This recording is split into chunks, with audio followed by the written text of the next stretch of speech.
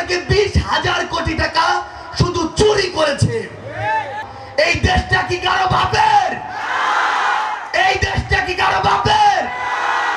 আমরা দেখেছি ওই আওয়ামী লীগের দালালরা মোদির সাথে যারা এক হেলিকপ্টারে চড়ে তার প্রাইভেট উদ্দেশ্য সার্ভ করে, তার টাকাগুলো নিজস্ব ফান্ডে রাখে, সেই আদানিকে এদেশের বিদ্যুৎ সেক্টর লিজ দিয়েছে। আমরা আজকে পেপারে দেখি আদানির সাথে আওয়ামী লীগ এমন একটি চুক্তি করেছে যেই চুক্তির কোনো এক্সিট ক্লজ রাখা হয়নি। এই দেশটা কি কারো বাপের? এই দেশটা কি কারো বাপের? তাহলে এই দেশে বসে আদানির সাথে ওই আওয়ামী লীগ কোন সাহসে এমন চুক্তি করে যেই চুক্তির কোনো এক্সিট ক্লজ রাখা হয়নি? আমরা দেখতে পাই এই চুক্তি বাতিল করার জন্য আপনাকে $12 বিলিয়ন শুধু ক্যাপাসিটি চার্জ দিতে হবে। আমরা দেখেছি এই $1 বিলিয়ন চুরির যে মেগা চুরির প্রজেক্ট সেটি পুরো বাংলাদেশে হয়েছে।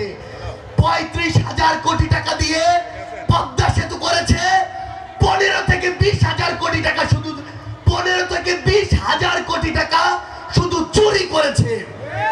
আমরা দেখেছি 40,000 কোটি টাকা দিয়ে পদ্মা সেতু রেল প্রজেক্ট করেছে, তার মধ্যে 20,000 কোটি টাকা শুধু চুরি করেছে। এই যে মেগা প্রকল্পের নামে এই দেশে যে মেগা চুরিগুলো হয়েছে সেগুলোর প্রত্যেকটির বিচার এই বাংলাদেশেই নিশ্চিত করতে হবে।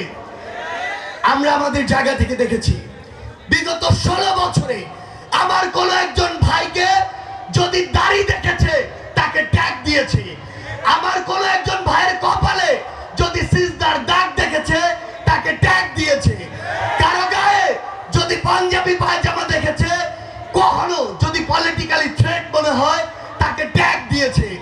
আমরা দেখেছি কোন একজন আলেম ওলামাকে যদি মনে হয় যে পলিটিক্যালি ভবিষ্যতে থ্রেট হতে পারে তাকে দেশ ছাড়া করেছে। এই যে অন্যায়গুলো, এই যে অবিচারগুলো, এর প্রত্যেকটির বিচার এই বাংলাদেশে অবশ্যই নিশ্চিত করতে হবে। আমাদের জায়গা থেকে স্পষ্ট বার্তা, বাংলাদেশের ছাত্র জনতা ঐক্যবদ্ধ হয়ে নিজের রক্তের বিনিময়ে, আমার ভাই বোনদের জীবনের বিনিময়ে যেই দেশকে নতুন করে স্বাধীন করেছে, যেই ফ্যাসিস্ট হাসিনাকে দেশ ছাড়া করেছে, কোন দেশ যদি তাকে আশ্রয় দেয় তাহলে বাংলাদেশের ছাত্র জনতার শত্রুকে তারা আশ্রয় দিয়েছে। কোন দেশের সাথে এই বাংলাদেশের মানুষের পররাষ্ট্রনীতি কেমন হবে তা ওই দেশের কাজ নির্ধারণ করবে। ওবায়দুল কাদের